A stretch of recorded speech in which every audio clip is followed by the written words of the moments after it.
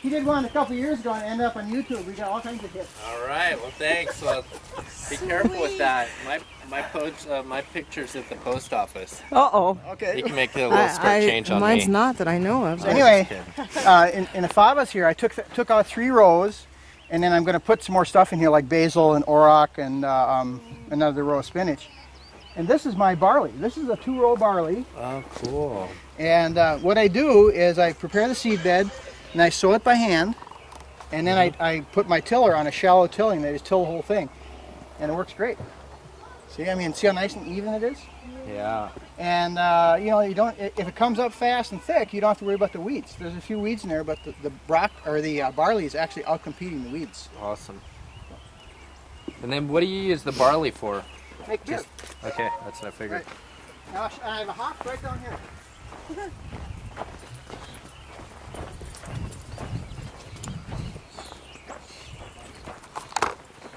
This is cabbages. I had a little bit of broccoli. I put a little bit of broccoli in your box. Yeah. And here's where I cut some salad mix. There's some volunteer turnips in there too, but that's all right. Volunteer turnips? Yeah. They just come out? Yeah, they just come right up. You want turnip? You like turnips? I just had my first turnip yesterday. Well, try this one. It reminded me of a carrot a little bit. Yeah, but they have they're not quite as sweet, but they have a little bit different flavor.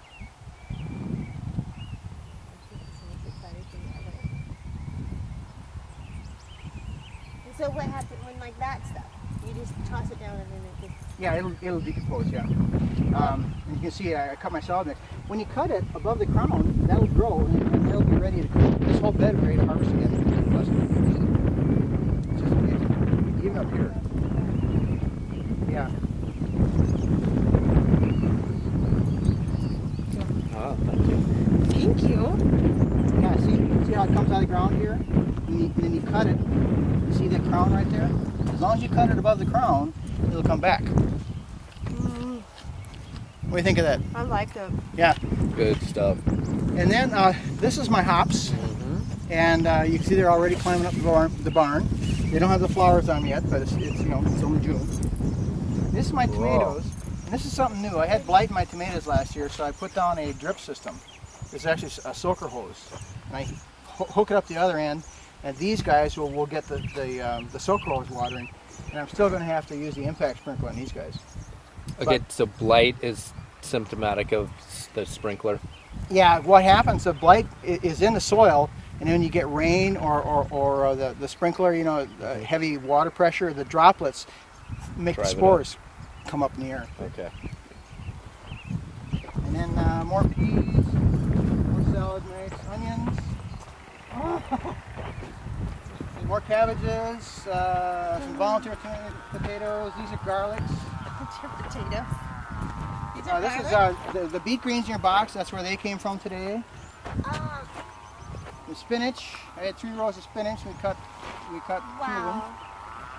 More onions. Chard. Next week there'll be chard from this bed. See, some of it's golden chard, some of it's red chard, some of it's green chard. These are my beans.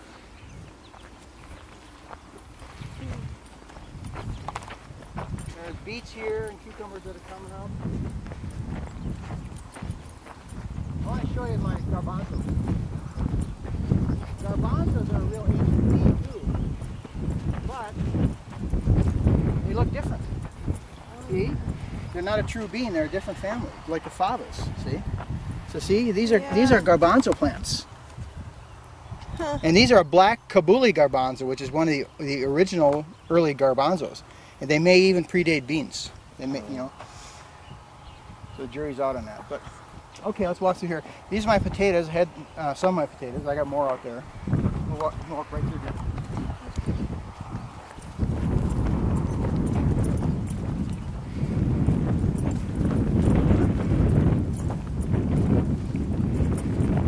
I try and be sensitive to Steve. He wants to go. So.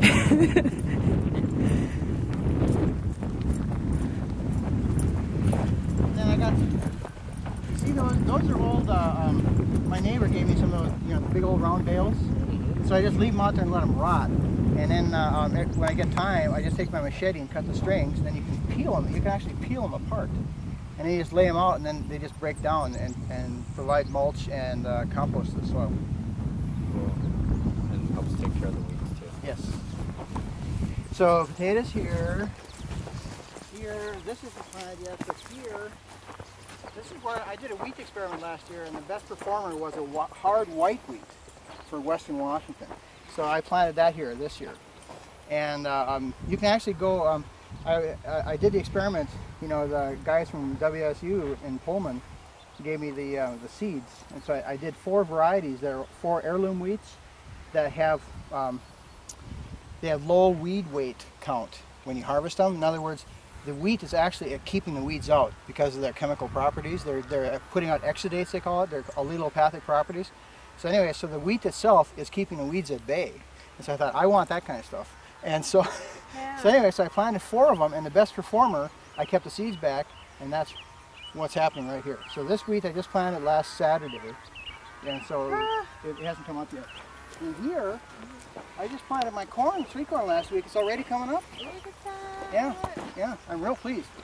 This is a variety called Golden Jubilee. It's a really rock solid, nice variety. And then I like to put like beets or something in between to differentiate between my blocks. This is a block of corn called Spring Treat. It's a 71-day corn, and I'm trying it this year. Some people say it's good, some people say it doesn't have enough taste, but we'll see. These 4 rows are all volunteer broccolis from last year. Really? Yeah, and so what I did was I just cleaned them up, and then where there was, some were thin over there and some were heavy over here, so I put some of those over there and just made 4 rows out of them. And all the rest of these are broccoli I started myself. And so, even though these were started in February and those guys had to wait till like April before they came up, they're still catching up, see? In fact, look at those are bigger. See? So the volunteers know what they're doing.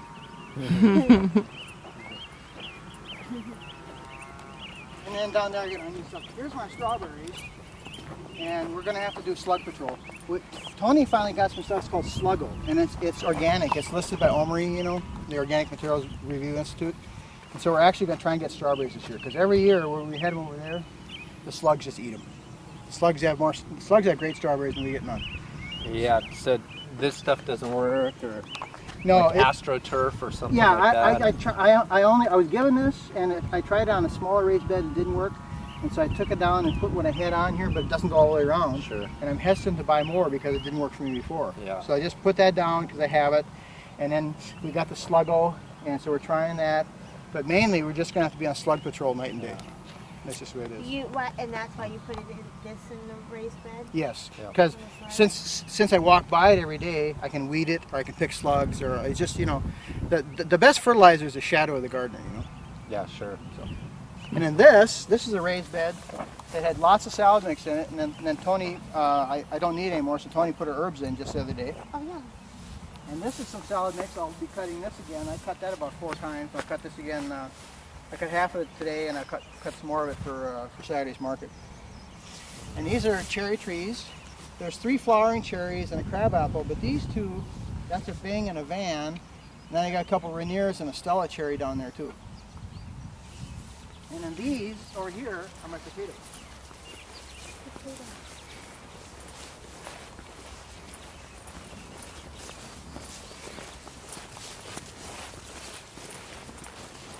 And dig one out. I've got potatoes already. Wow, nice. You're going to dig up a potato? See, what you do, for new potatoes, you can either just pull the plant and then you lose it, or you can try and just sort of pick them up. Oh, and keep the plant. Yeah, and you can keep the plant going, see? But, you know, it takes a little bit to find it. It's much easier. Here. It's called a bin shed. That's a Dutch yellow potato. It's a 65-day potato, and it's delicious. And you can start taking, as soon as they're all flowering, you can start pulling the new potatoes. So there's 20 different kinds of potatoes here. Some are fingerlings, some are regular style. Wait, so if you